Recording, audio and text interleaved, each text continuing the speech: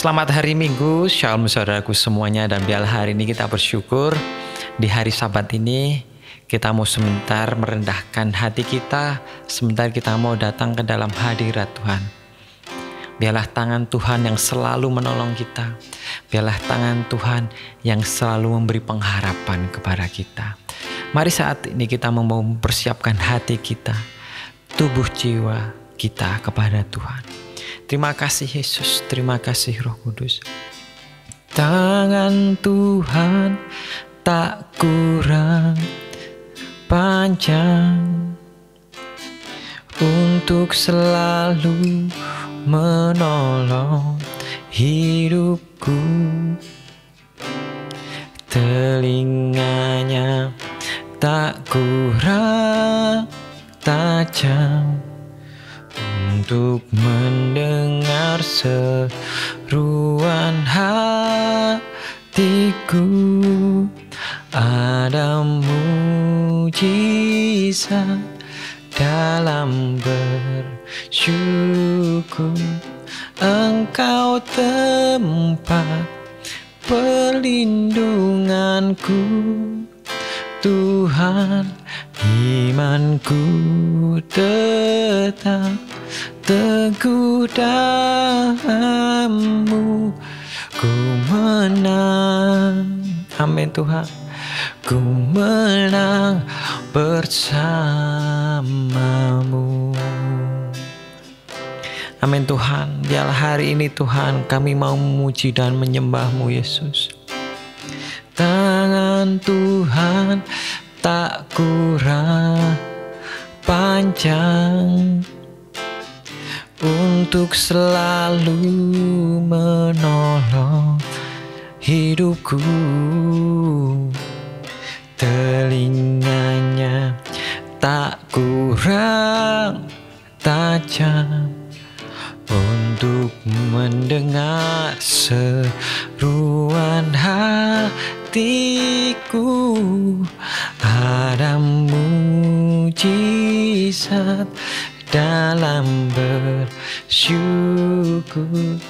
Engkau tempat perlindunganku, Tuhan. Imanku tetap teguh dalam-Mu, ku menang. Amin Tuhan. Ku menang. Ada mujizat dalam bersyukur. Engkau tempat perlindunganku, Tuhan. Imanku tetap teguh dalam-Mu, ku menang. Ku menang, katakan kami menang Tuhan. Ku menang bersama-Mu.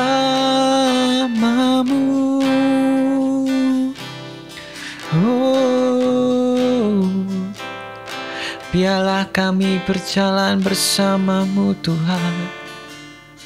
Kami percaya Tuhan, kami pegang iman, kami tetap teguh dalam-Mu Yesus.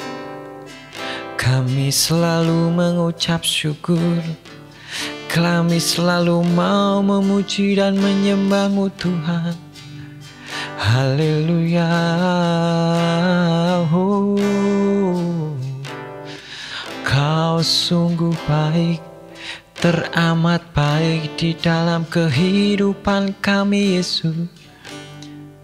Haleluya. Terima kasih Bapa, terima kasih Allahku yang hidup. Kami mau terus mengucap syukur Tuhan atas apa yang telah terjadi di dalam kehidupan kami Tuhan.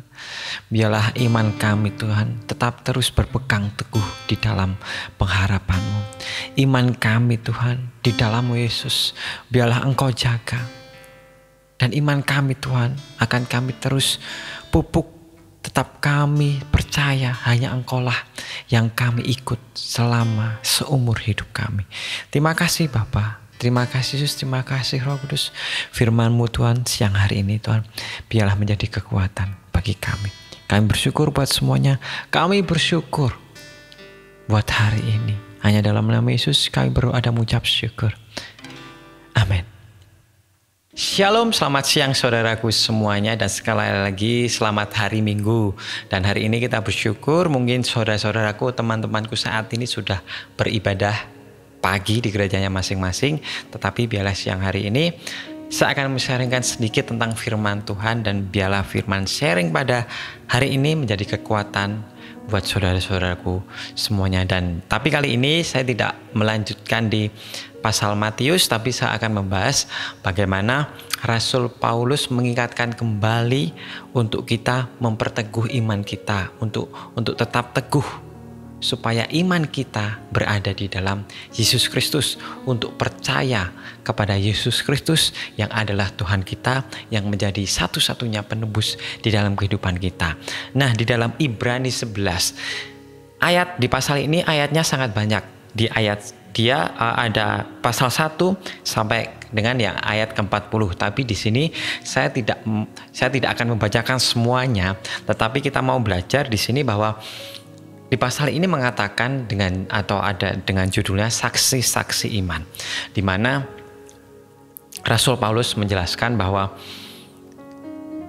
banyak contoh yang menjadi saksi-saksi iman di dalam kehidupan ini, di mana pada waktu perjanjian lama, yang pertama dia memperlihatkan bahwa ada yang Kain dan Habil, bagaimana Habil mempersembahkan kepada korban yang lebih daripada korban Kain, tapi dengan jalan kesaksian itu, dan Allah berkenan mempersembahkan itu, dan karena iman ia masih berbicara sesudah ia mati. Kemudian Rasul Paulus juga berbicara tentang Henoh, bagaimana Henoh diambil oleh Tuhan, dan juga berkata menulis bercerita tentang Abraham juga, bagaimana sebelumnya bercerita tentang Nuh, bagaimana kita tahu setelah Tuhan Allah berfirman kepada Nuh akan ada suatu bencana, yaitu air bah, di mana dia tetap terus melakukan, mempertahankan imannya untuk membuat bahtera. Padahal kalau kita bisa lihat jarak antara firman Tuhan yang disampaikan oleh Nuh dan penggenapan air bah tersebut ialah 100 tahun. Bagaimana iman Nuh tetap berpegang teguh kepada janji Allah, bahwa di dalam 100 tahun mungkin dia diajak, dihina. Kenapa sih buat kapal? Kenapa sih buat bahtera yang sungguh besar? Tetapi imannya tetap dipertahankan karena apa yang difirmankan Tuhan itu untuk kebaikan Nuh. Dan juga Rasul Paulus juga menulis tentang bagaimana iman seorang Abraham, yang dia mempertahankan imannya untuk supaya tetap teguh mendapat janji Allah, yaitu keturunan dari Allah, yang bagaimana Tuhan menjanjikan bahwa keturunannya akan sebanyak kersik yang ada di laut, dan juga bintang-bintang yang ada di angkasa. Dan banyak sekali contoh-contoh lainnya yang diceritakan oleh Rasul Paulus. Dan di sini kita bisa mengetahui bahwa iman terkadang di dalam kehidupan kita hanya berpatokan kepada sesuatu yang kita inginkan. Contohnya, aku beriman supaya aku dalam mungkin 1 tahun lagi aku bisa mendapat jodoh. Aku beriman supaya mungkin 2 tahun lagi, 3 tahun lagi aku mendapatkan handphone yang aku inginkan. Mungkin dengan gajiku seperti ini, mungkin aku tidak bisa mendapatkan handphone, tapi aku beriman supaya aku bisa mendapatkan handphone yang aku inginkan. Atau nilai atau apapun itu, suatu barang atau impian yang kita harapkan. Dan puji Tuhan, mungkin teman-teman sudah pernah melakukan itu dan mendapatkannya. Mungkin sebatas itu iman kita. Tetapi kita mau lebih dalam lagi, bukan hanya sekedar barang, bukan sekedar harta, bukan sekedar kepuasan kita atau kesembuhan atau berkat yang kita harus pupuk. dalam iman kita. Tetapi kita mau belajar bahwa iman bukan sekedar seperti itu. Bahwa bagaimana sih kita mempertahankan iman yang teguh terhadap Tuhan kita. Di dalam Ibrani 11 ini Rasul Paulus memberi gambaran di zaman Perjanjian Lama. Tetapi dia juga memperlihatkan bagaimana di zaman Perjanjian Baru sebelum Rasul Paulus setelah memperlihatkan saksi-saksi iman yang lain, dia juga memperlihatkan bagaimana murid-murid Tuhan Yesus mempertahankan iman mereka supaya tetap mengikut Tuhan, memberitakan firman Tuhan. Bagaimana kita tahu bahwa ke-12 rasul ini, murid Tuhan Yesus ini, dengan mempertahankan iman mereka sampai pada akhirnya kehidupan mereka di meninggalnya tidak baik-baik saja, atau bisa dikatakan dengan kengerian. Ada yang digergaji, ada yang diseret dengan kuda, ada yang dirajam dengan batu, ada yang dengan disalib dibalik. Teman-teman bisa googling deh, bisa mengetahui bagaimana ke-12 rasul ini meninggalnya. Dan walaupun mereka meninggal atau mati dengan cara yang mungkin ngeri, tetapi mereka tetap mempertahankan imannya dengan tidak meninggalkan Tuhan Yesus. Nah, mari kita mau baca ayat ke-32 sampai ke-40. Dikatakan bahwa dan apakah lagi yang harus aku sebut, sebab aku akan kekurangan waktu apabila aku hendak menceritakan tentang Gideon, Barak, Simson, Yeftah, Daud dan Samuel dan para nabi yang karena iman telah menaklukkan kerajaan-kerajaan, mengamalkan kebenaran, memperoleh apa yang dijanjikan, menutup mulut singa-singa, memadamkan api yang dahsyat. Mereka telah luput dari mata pedang, telah beroleh kekuatan dan kelemahan, telah menjadi kuat dalam peperangan dan telah memukul mundur pasukan-pasukan tentara asing.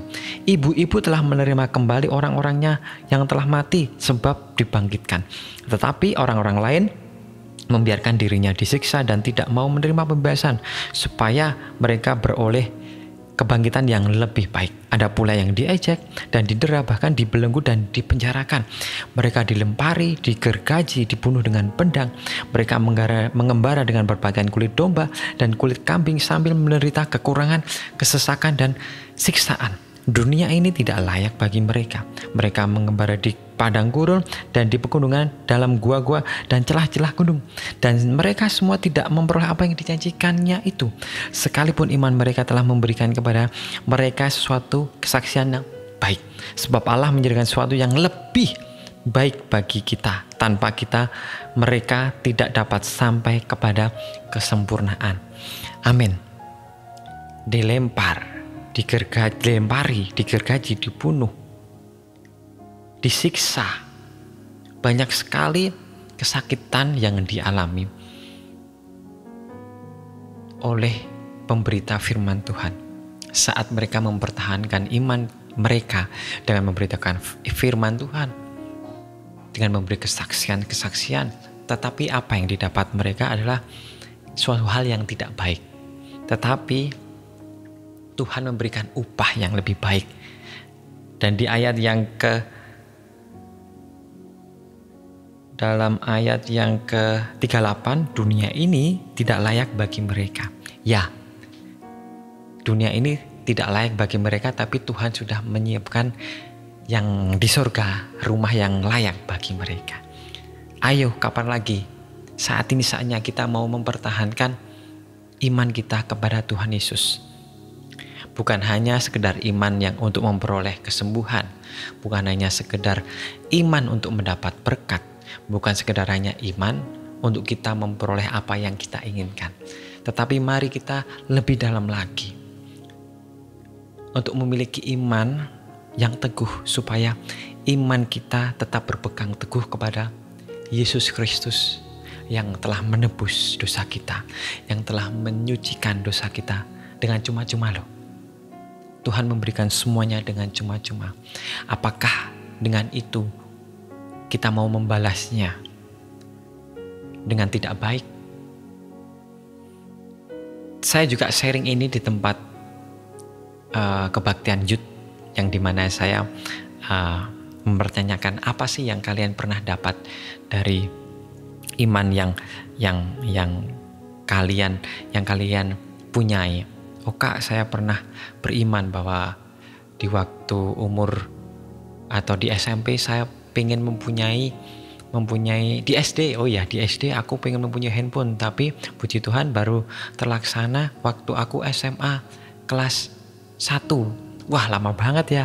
Iya, terus aku bilang, "Iya, puji Tuhan, kamu apa yang kamu lakukan?" Terusan, "Aku sabar, Kak." "Oh ya, bagus. Aku sabar menanti." "Ya, itu bagus." Terus aku bilang, "Kamu butuh 8 tahun untuk mendapatkan handphone ya?" "Iya, tetapi gini, sewaktu kamu mendapatkan, saat kamu beriman pada waktu itu, pada waktu SD, kelas 6 SD, dan kamu beriman dan kamu langsung mendapatkan, mungkin handphone itu tidak akan berfungsi maksimal di kamu. Karena waktu SD, handphone itu hanya untuk bermain game aja, atau nonton YouTube, atau yang tidak berguna. Tetapi saat kamu sudah memiliki handphone itu pada waktu SMA, bergunanya lebih banyak. Ya mungkin untuk bermain game oke lah, tetapi kan bisa untuk belajar, untuk kegiatan di sekolah, dan handphone itu akhirnya berguna.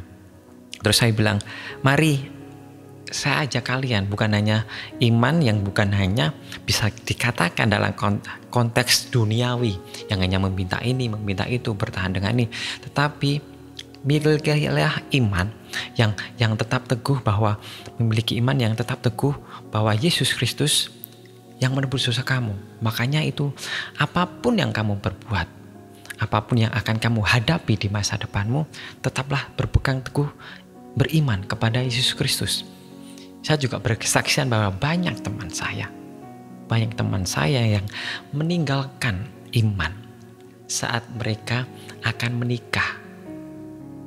Mereka meninggalkan iman mereka, padahal teman saya itu sangat rajin ke gereja pada waktu semasa saya waktu SMA.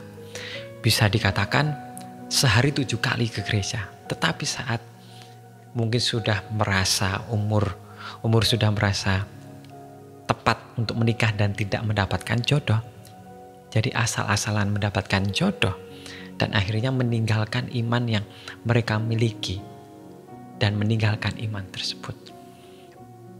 Saya ajak mereka untuk jangan berbuat seperti itu. Jangan hanya karena jodoh, jangan hanya karena jabatan, jangan hanya karena mempunyai harta yang banyak, iman kalian ditinggalkan. Untuk supaya iman tersebut terus tumbuh di dalam kehidupan saudara-saudara, mari kita pupuk dengan apa? Di dalam Roma 10 dikatakan bahwa iman timbul dari pendengaran. Pendengaran akan apa? Firman Tuhan. Itu yang harus dilakukan di dalam kehidupan kita sehari-hari. Kita terus mendengar, terkadang kita tidak tahu, terkadang kita tidak mengerti. Tetap terus mendengar firman Tuhan. Jikalau kalian tidak mengerti apa sih maksudnya ini, kalian bisa bertanya kepada Bapak Gembala, bisa bertanya kepada mentor, bisa bertanya kepada kakak rohani untuk menjelaskan apa sih maksud ayat ini, apa sih maksud pasal ini, supaya kalian tetap terus mendekat dan mempunyai kerinduan untuk tetap terus dekat dengan Tuhan. Ayo saat ini terus mendengar firman Tuhan, tetap terus gali iman di dalam kehidupan saudara. Dan yang pasti pegang iman terus saudara sampai akhir hayat saudara. Sampai kalian meninggal, sampai mati. Dan kalian akan mendapat upahnya, yaitu di surga. Mungkin saat ini belum kelihatan. Ya karena kita belum meninggal, ya belum kelihatan. Tetapi saat kalian meninggal, saat kalian udah rohnya atau kita kembali ke dalam pangkuan Allah Bapa, kita mendapat upah yang setimpal saat kita mempertahankan iman kita. Jangan lengah, tetap kuat, tetap berdiri di dalam iman kita. Itu yang harus kita lakukan. Saya ajak saudara-saudara saat ini untuk tetap teguh memiliki iman kepada Yesus Kristus Allah kita melalui pendengaran firman Tuhan. Amin. Mari kita berdoa. Bapa, kami bersyukur buat siang hari ini. Biarlah kami mau belajar terus menerus memperteguh iman kami, walaupun dalam kesesakan, walaupun dalam keadaan terjepit, walaupun dalam pergumulan. Iman yang teguh diuji saat kami memiliki pergumulan yang berat, saat kami ditolak, saat kami dihina. Tapi kami berpegang teguh kepada Engkau. Itulah iman yang teguh. Bukan hanya saat kami memiliki harta yang banyak, bukan saat kami mungkin jawaban doa dijawab, tetapi di dalam pergumulan yang berat, yang tidak disukai orang, kami tetap memegang iman kami yang teguh. Itulah iman yang sejati di hadapan Engkau. Dan kami mau ada itu di dalam kehidupan kami. Dan terima kasih Bapa, biarlah Engkau memberikan penolong bagi kami, Roh Kudus, supaya kami tetap kuat menjalani hidup ini. Kami bersyukur Bapa, firman yang hebat ini, yang ajaib ini, biarlah kami terima pada siang hari ini dan menjadi kekuatan bagi kami. Kami bersyukur Tuhan, kami berterima kasih Tuhan. Hanya dalam nama Yesus kami berdoa dan mengucap syukur. Amin, amin, amin. Selamat siang, shalom. Tuhan Yesus memberkati saudara semua.